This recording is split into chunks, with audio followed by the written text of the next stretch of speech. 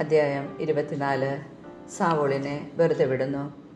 ഫിലിസ്ത്യരെ തുരത്തിയതിനു ശേഷം മടങ്ങി വന്നപ്പോൾ ദാവീദ് എൻഗേദിയിലെ മരുഭൂമിയിലുണ്ടെന്ന് സാവൂളിന് അറിവ് കിട്ടി. ഉടനെ അവർ ഇസ്രായേലിൽ നിന്ന് തിരഞ്ഞെടുത്ത 3000 പേരെ കൂട്ടിക്കൊണ്ട് ദാവീദിനെയും അനുചരന്മാരെയും അന്വേഷിച്ച് കാട്ടാടിൻ പാറകളിലേക്ക് പോയി.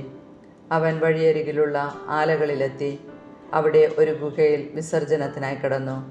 അതേ ഗുഹയുടെ ഉള്ളറകളിലായിരുന്നു ദാവീദും അനുയായികളും ഒളിച്ചിരുന്നത്.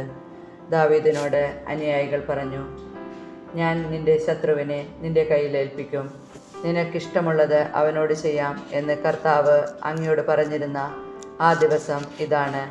ദാവീദ് എഴുന്നേറ്റ് സാവൂളിൻ്റെ മേലങ്കിയുടെ അറ്റം പതുക്കെ മുറിച്ചെടുത്തു. അതോർത്ത് അവൻ പിന്നീട് വ്യസനിച്ചു. അവൻ അനുയായികളോട് പറഞ്ഞു, എൻ്റെ യജമാനെതിരെ കൈ ഉയർത്താൻ അവിടുന്ന് ഇടവരുത്താതിരിക്കട്ടെ, എന്തെന്നാൽ അവൻ കർത്താവിൻ്റെ അഭിഷിക്തനാണ്. ഇങ്ങനെ പറഞ്ഞ് ദാവീദ് തൻ്റെ അനുയായികളുടെ മേൽ നിയന്ത്രണം ചെലുത്തി. സാവൂളിനെ ആക്രമിക്കാൻ അനുവദിച്ചില്ല. സാവൂൾ ഗുഹയിൽ നിന്നിറങ്ങി തൻ്റെ വഴിക്ക് പോയി.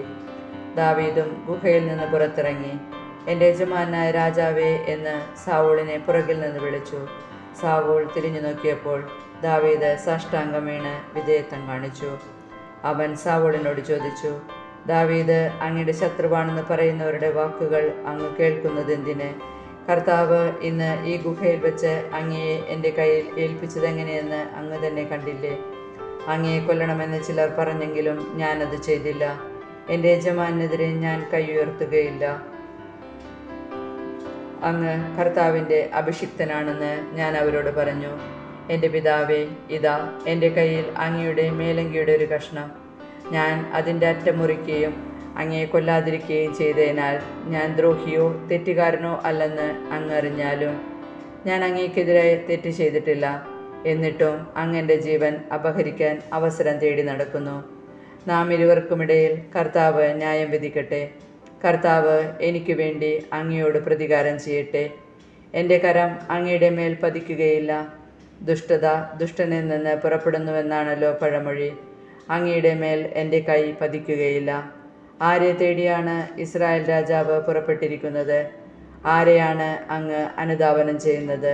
ചത്ത പട്ടിയെയോ ഒരു ചെള്ളിനെയോ? വിധിയാളനായ കർത്താവ് എന്നെയും അങ്ങയെയും വിധിക്കട്ടെ. അവിടുന്ന് എന്നെ പരിശോധിച്ച് അങ്ങയുടെ കയ്യിൽ നിന്ന് രക്ഷിക്കട്ടെ. ദാവീദ് സാവൂളിനോട് ഇത് പറഞ്ഞു കഴിഞ്ഞപ്പോൾ അവൻ, എൻ്റെ മകനെ ദാവീദേ, ഇത് നിന്റെ സ്വരം തന്നെയോ എന്ന് ചോദിച്ചുകൊണ്ട് ഉറക്കെ കരഞ്ഞു.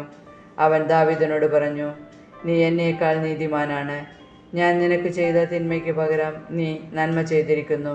കർത്താവ് എന്നെ നിന്റെ കയ്യിൽ ഏൽപ്പിച്ചിട്ടും നീ എന്നെ കൊല്ലാതെ വിട്ട് എന്നോട് എങ്ങനെ പെരുമാറിയെന്ന് ഇന്ന് നീ കാണിച്ചു തന്നു. ശത്രുവിനെ കയ്യിൽ കിട്ടിയാൽ ആരെങ്കിലും വെറുതെ വിടുമോ?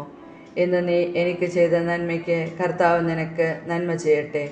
നീ തീർച്ചയായും രാജാവാകുമെന്നും ഇസ്രായേലിൻ്റെ രാജ്യത്വം നിന്നിൽ സ്ഥിരപ്പെടുമെന്നും എനിക്കറിയാം. ആകയാൽ എനിക്ക് ശേഷം എൻ്റെ സന്തതിയെ നിർമൂലമാക്കി എൻ്റെ നാമം എൻ്റെ പിതൃഭവനത്തിൽ നിന്ന് നീക്കം ചെയ്യുകയില്ലെന്ന് കർത്താവിൻ്റെ നാമത്തിൽ നീ എന്നോട് സത്യം ചെയ്യണം. ദാവീദ് സാവൂളിനോട് അങ്ങനെ സത്യം ചെയ്തു. സാവൂൾ കൊട്ടാരത്തിലേക്ക് പോയി. ദാവീദും അനുയായികളും സങ്കേതസ്ഥാനത്തേക്കും പോയി.